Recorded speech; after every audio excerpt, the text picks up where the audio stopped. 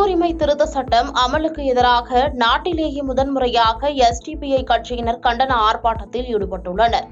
மத்திய அரசு கடந்த 2019ஆம் ஆண்டு குடியுரிமை திருத்த சட்டம் மக்களவை மற்றும் மாநிலங்களவையில் நிறைவேற்றப்பட்டது.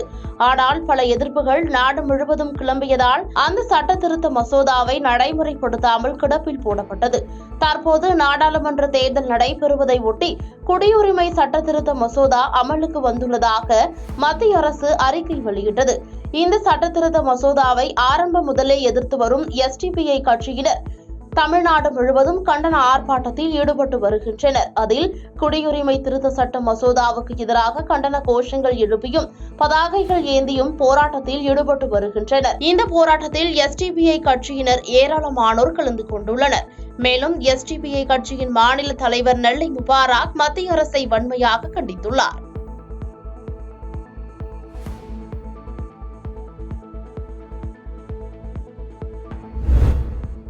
பெண்கள், கல்லூரி மாணவ மாணவிகள், அரசு ஊழியர்கள் என அனைத்து தரப்பினையும் திமுக அரசியல் ஏமாற்றியது என்று காஞ்சிபுரத்தில் நடைபெற்ற அதிமுக கூட்டத்தில் முன்னாள் அமைச்சர் சிவபதி குற்றம் சாட்டியுள்ளார்.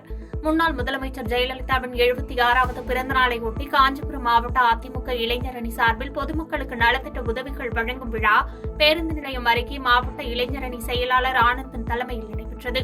இதில் முன்னாள் அமைச்சர்கள் சிவபதி, சோமசுந்தரம் ஆகியோர் கலந்து கொண்டு உரையாற்றினர்.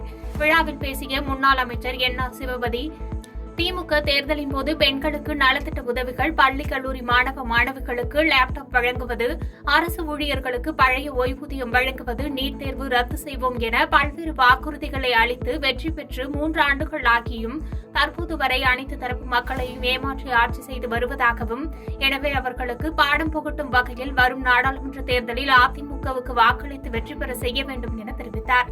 நிகழ்ச்சியில் பொதுமக்களுக்கு சைக்கிள், சலவை பெட்டி, அரிசி, சேலை உள்ளிட்ட பல்வேறு நலத்திட்ட உதவிகள் வழங்கப்பட்டது.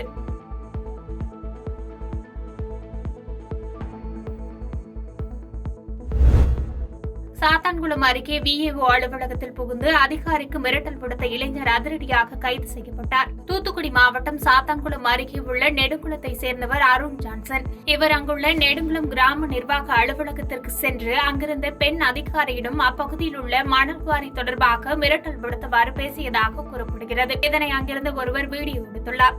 அதற்கு மிரட்டல் விடுத்த நபர் புகைப்படம் மற்றும் வீடியோ எடுத்தாலும் என்னை ஒன்றும் செய்ய முடியாது என கூறியவாறு வெளியே சென்றார். இந்த வீடியோ சமூக வலைதளங்களில் வைரலானது. இதனையடுத்து சாத்தான்குளம் காவல் உதவி ஆய்வாளர் நாகராஜன் அளித்த புகாரின் பேரில் சாத்தான்குளம் காவல் ஆய்வாளர் ஏசு ராஜசேகரன் வழக்கு பதிந்து விசாரித்து அருண் ஜான்சன் என்பவரை கைது செய்து விசாரணை நடத்தி வருகின்றனர்.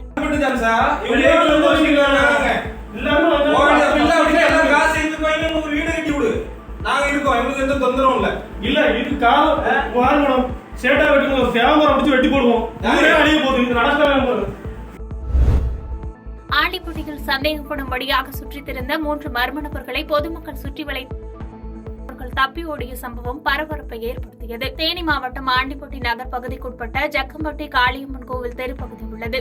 குழந்தைகள் அதிகமாக உள்ள இந்த தெருப்பகுதியில் இரவு 9 மணி அளவில் வந்திருந்த அடையாளம் தெரியாத 3 மர்ம நபர்கள் சந்தேகப்படும்படியாக தெருக்களில் சுற்றித் திரிந்ததோடு ஆளில்லாத வீடுகளை நோட்டமிட்டதாக கூறப்படுகிறது.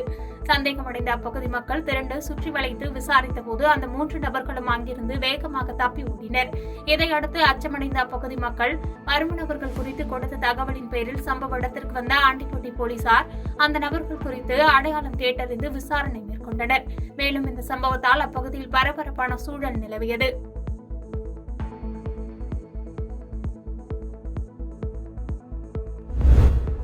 ஜல்லிக்கட்டு போட்டியில் பார்வையாளராக பங்கேற்று மாடு முட்டியதில் படுகாயமடைந்து சிகிச்சை பெற்று வந்த நபர் சிகிச்சை பலனின்றி உயிரிழந்த சம்பவம் சோகத்தை ஏற்படுத்தியுள்ளது. புதுக்கோட்டை மாவட்டம் பொன்னமராவதி அருகே மகா சிவராத்திரியொட்டி இடையாத்தூர் ஜல்லிக்கட்டு போட்டியானது கடந்த ஞாயிறு அன்று நடைபெற்றது. இதில் தமிழகத்தில் பல்வேறு பகுதியிலிருந்து சுமார் 800க்கும் மேற்பட்ட காளைகள் பங்கு பெற்றன. இதில் பார்வையாளர்கள் மற்றும் மாடுபிடி வீரர்கள் என மாடு முட்டியதில் சுமார் 33 பேர் காயமடைந்தனர். இதில் பார்வையாளரான ஆலவயல் கிராமத்தை சேர்ந்த 40 வயதான செந்தில்குமார் ஜல்லிக்கட்டு காளை முட்டியதில் படுகாயமடைந்து பொன்னமராவதி தனியார் மருத்துவமனையில் சிகிச்சை பெற்று வந்தார். இந்த நிலையில் தீவிர சிகிச்சை பெற்று வந்த அவர் சிகிச்சை பலனின்றி பரிதாபமாக உயிரிழந்தார்.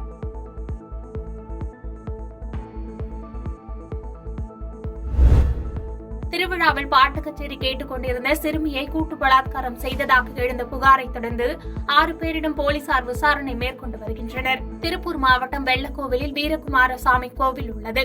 இந்த கோவிலின் தேர் திருவிழா கடந்த 3 நாட்களாக நடைபெற்று வருகிறது. கோவில் திருவிழாவை ஒட்டி இசை கச்சேரி நடந்தது. இந்த கச்சேரியை பார்ப்பதற்காக பாலிடெக்னிக் கல்லூரியில் 2ஆம் ஆண்டு படித்து வரும் 17 வயது மாணவி தனது தாயாருடன் வந்தார். இசை கச்சேரியை அந்த மாணவி முன்வரிசையில் அமர்ந்து பார்த்துக் கொண்டிருந்தார். அதன் பின்னர் அந்த மாணவியை திடீரென்று காணவில்லை. இதுகுறித்து வெள்ளக்கோவில் போலீசில் புகார் அளிக்கப்பட்டது. இந்த நிலையில் நேற்று முன்தினம் அதிகாலை சுமார் 3 மணியளவில் அந்த மாணவி வீடு திரும்பியுள்ளார். அப்போது தன்னை காட்டுப்பகுதிக்கு அழைத்து சென்று 6 பேர் பாலியல் பலாத்காரம் செய்துவிட்டதாக தனது தாயிடம் அதிர்ச்சி தகவலை தெரிவித்துள்ளார். இதுகுறித்த புகாரின் பேரில் காங்கேயம் போலீசார் வழக்கு பதிவு செய்து ஹோட்டல் தொழிலாளிகளான வெள்ளக்கோவில் செம்மாண்டம்பாளையத்தை சேர்ந்த மணிகண்டன், காமராஜர்புரத்தை சேர்ந்த பிரபாகர் ஆகியோரை கைது செய்தனர். மேலும் இந்த சம்பவத்தில் தொடர்புடைய 4 பேரிடம் தீவிர விசாரணை மேற்கொண்டு வருகின்றனர். பாதகம் செய்பவரை கண்டால் நாம் பயங்கொள்ளலாகாது பாப்பா. மோதி மிதித்து விடு பாப்பா, அவர் முகத்தில் உமிழ்ந்து விடு பாப்பா. அண்மை செய்திகளை உடனுக்குடன் தெரிந்து கொள்ள இணைந்திருங்கள் இயம்நாடு தொலைக்காட்சியுடன்.